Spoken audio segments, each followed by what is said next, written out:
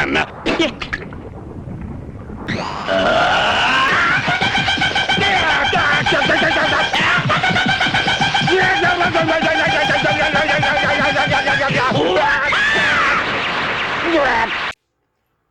up, everybody? It's your boy back with another reaction video.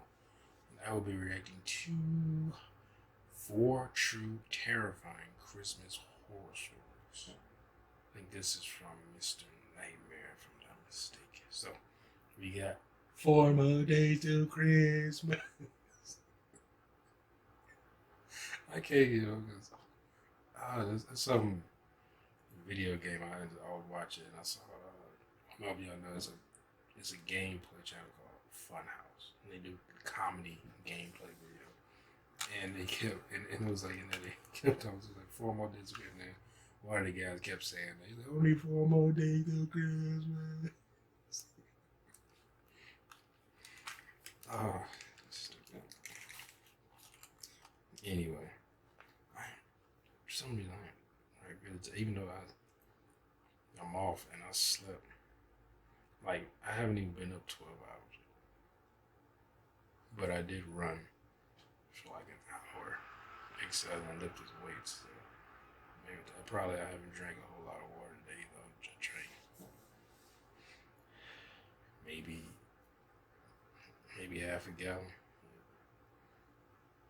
I mean, which is actually quite a bit of water, but not compared to how much I sweated. Okay. So, maybe why my lips are kind of dry.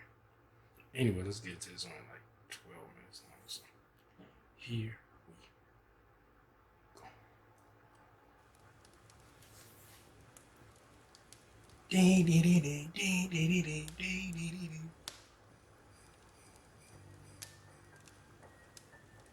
So we were having our Christmas Eve dinner.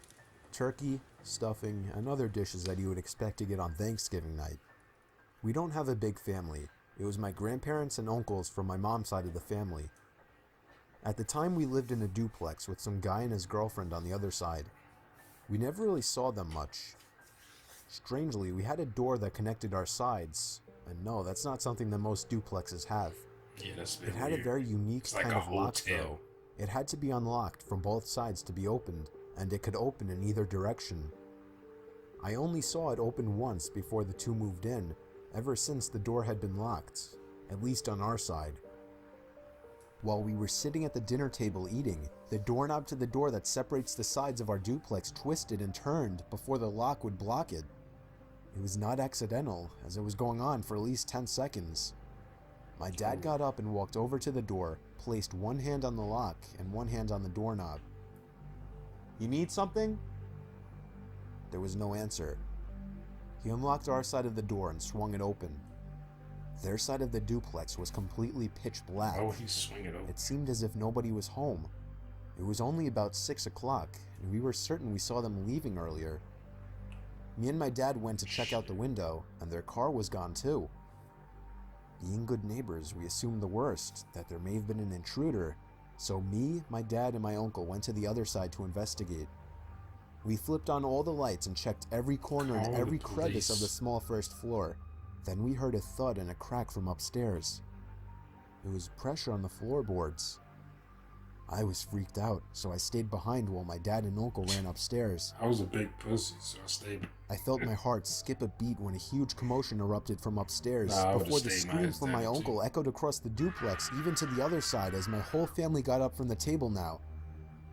Moments later, my dad came rushing down with my uncle beside him, with his hand covering his lower shoulder or chest area. There was a stab wound. Oh. We all hurried back to our side of the apartment and locked the door. We dialed 911 and simultaneously heard rapid stomping coming from the other side, and then heavy banging and ramming into the door to the point where there were small chips and cracks forming.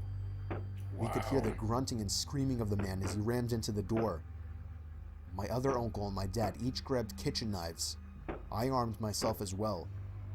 They told all of us to stand back while they waited by the door. Thankfully, the man on the other side gave up before the door gave in, and we heard him exit out the front door. What kind of cheap-ass door is that? We watched through the window, and we all saw his face as he ran through the snow and turned to see us through the glass. He took off in his black Honda Civic down the slushy roads. it doesn't end there. The following year, the That's why same he's so neighbors still mad. lived there, Yeah, and they seemed to be having a Christmas get-together with a few people. By chance, I was looking out my bedroom window, being a sketchy snoop, when I recognized one of their guests to be the same man who had allegedly broken into their side of the duplex. When I told my dad, he agreed, and we approached them about it. He denied any knowledge of what we said, and even our neighbors defended him, saying he was from out of state. There was nothing we could do for proof, but we knew one thing. Those neighbors, for whatever reason, set that up. We moved out about a month later after a new-grown fear of those neighbors became too much. Cause that's crazy. Like you can know they're home, but he tries to open the door. This happened when I was only 5 years old. It was Christmas Eve night, meaning I guess it was technically Christmas, and I had awoken at probably 3 a.m. or something. Yeah, it's Christmas I walked Day. downstairs to the living room out of my little boy curiosity to see if technically Santa it had is. delivered any presents yet. The tree was full of presents underneath already. I was so happy. Santa had come already. But what was this? There was someone in the kitchen going through the fridge. I Santa remember getting a stepping into the snack. kitchen and seeing a really tall man going through the fridge chugging a milk carton. When he spotted me, he put the carton back in the fridge and shut the door. He then put his fingers on his lips to tell me to be quiet. Are you Santa? I asked him. Yes, I am, Stupid he told me kids. quietly. He walked past me, patted me on the head, and stepped into the living room next to the tree. I don't know what I was thinking, even at 5 years old, as he wasn't wearing anything even resembling Santa. He looked around at all the gifts. I thanked him for all the presents as he began picking up the bigger boxes. I remember being confused, and I'm pretty sure I asked him why he was doing what he was doing, but I don't remember exactly what he said. I believe it was along the lines of just replacing the gifts with better ones in my sled. I believed whatever he said, though. He walked out the back door with 3 boxes, came back momentarily to grab more, then left once again. He came back in and patted me on the back and told me not to tell my parents that I saw him. I smiled and agreed, and he took off with the boxes. I waited for him to come back with the replacement gifts, but he never did. That was your parents. I had to beat I your eventually ass. went up to tell my parents despite what he said. When my parents realized I wasn't joking, they sat up in shock and fear and ran past me downstairs. When they saw half the presents were gone and the back door was left wide open, my mom screamed like a deranged person.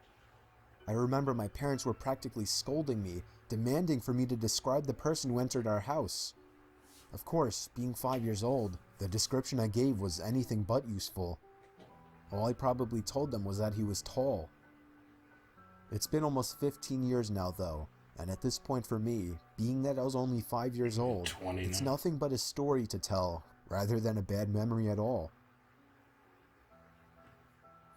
I'd have slapped the shit out of him. Did you ever used to have a fear of those guys who would dress up as Santa Claus in the mall or at Christmas parties? Up until the age of about 8, I certainly did. I think I was 6 or 7 years old when me and my mom were walking through the mall with all of the Christmas festivities and decorations up. Festive bands playing jingle bells, a giant tree in the center of the mall, and of course a mall Santa sitting in a chair covered by a green blanket. There was a small line of kids and parents waiting to sit on the Santa's lap. Maybe 2 or 3 kids. My mom insisted I sat on his lap. Normally it would be the other way around, the kid begging the parent to sit on the lap, but she knew how shy I was. There wasn't anyone by the mall Santa's side, like one of those people who calls the next child up. It was just him. When I sat on the stranger's lap, he grabbed me by the chest and said softly in my ear, "What do you want for Christmas?" I think I said a Game Boy Advance. Some personal space. He laughed and assured me I would receive one. Then, for whatever reason, my mom walked up to the Santa and said something quietly to him. He chuckled in response to whatever she said and then said no problem. My mom told me to wait there by the Santa for a few minutes until she came back. At this point, there were no more kids waiting to sit on his lap, so his attention was directed at me. He told me to come over and sit on his lap again. I somehow obeyed, despite my fear of Santa Claus. When I sat on his lap, He pulled me closer to him so that my back was leaning on him. When I think back on this moment now, it's all the more painful and creepy. He then whispered in my ear that he had a Game Boy Advance outside by his sled, and if I followed him, I would get it right now and wouldn't have to wait until Christmas. My fear suddenly turned to excitement as I believed him. We both stepped off the chair, and I followed him down one of the exit hallways. But halfway through, he stopped and told me we should take a bathroom break first. We stepped into the bathroom, and he quickly locked the door. I turned and looked at him as he looked at me. But before anything else could happen, there was a frantic banging at the door. Somebody on the other side was yelling to open up. You get caught. The Santa opened the door, and a man pulled him out and shoved him. The man then escorted me back to the center of the mall, asking me where my mom went. I watched as a fake Santa casually walked out the exit door and out of my sight. When my mom came back, the man explained everything. I'm pretty sure he was watching the whole time. So he and my mom asked around to see if the mall hired any mall Santas for the day. They did not.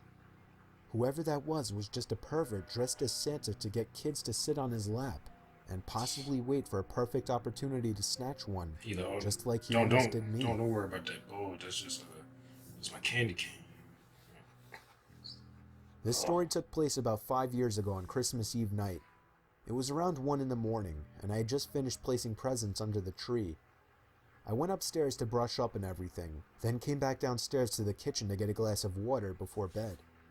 My son Jake, who was 4 at the time, was standing by the stairs leading to the basement. I asked him what he was doing up so late. He pointed down the stairs and said, "Santa." I've heard this one before. I picked him up and carried him back to his room. I took a glass of water and went to bed. I woke up around an hour later to my son running down the hall outside my room. Why didn't you look down the stairs I sighed the first time? and got out of bed. Santa. As I was going down the stairs, I saw Jake by the tree looking at presents. Then he ran past me into the basement stairs again. He pointed down the stairs again. This time I looked down the stairwell, and my heart dropped as I saw a black figure sitting on the bottom step. I almost screamed, but I somehow held it in. I pulled my son quietly away from the basement door and closer to the front door of the house. What did you truly desire? I moved my hand away from my son's mouth to reach for the lock in the doorknob. I tried to pull the door open as quietly as possible, but it was pointless. The squeaky hinges let out the usual ear-piercing screeches, and I cringed in my mouth and eyes as I did. Suddenly, there were heavy stomps coming from up the basement stairs. I screamed and pushed open the storm door and practically threw Jake outside. I shut both doors behind us and we ran to the neighbor's house. I rang the doorbell as fast as possible, probably 30 times before they answered. After that, we went inside and stayed there and waited for the police. Whoever that person was gone though, as determined after the police conducted a thorough investigation of the house. I ended up lying to Jake, telling him that actually was Santa Claus, but a few years later, he remembered the incident and became a little more wise to what actually happened. Honestly, basically, I lied to my son about the world even more so.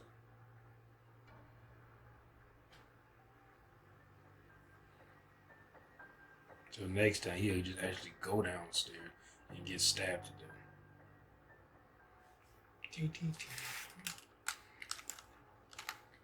Yeah, if I would have been, I wouldn't have been that. I never believed in any of that. Like, Tooth Fairy, Santa Claus, Easter Bunny, and that shit. But if I did, and I was looking down the stairs like I was on Santa, if I did, would have came behind me like, I was just right the back of my head. You gonna get your ass. I was like, why did she look down the stairs the first day like Santa? She just grab him and take him. Then she like, well, this time I look down the stairs. Like, and you could have been murdered.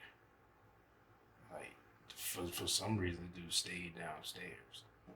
So, like, it made me think, like, it wasn't anybody there. It's could be a paranormal type thing. Maybe they trying to hint at. I'm like, why would the person just be still sitting at the bottom instead of sitting there?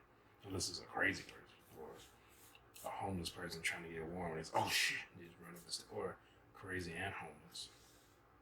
But, talking about this boy just said Santa. Like, Just because it's Christmas doesn't mean every stranger in the house is Santa Claus. Like, they come with like if it, so if this wasn't Christmas, it's just sometime in the summer. If it's during the 4th of July, you're gonna say Uncle Sam, like, what the fuck is that? Yeah, dumbass kid. But anyway, hope y'all enjoyed my reaction. If you did, make sure you hit that thumbs up button down below.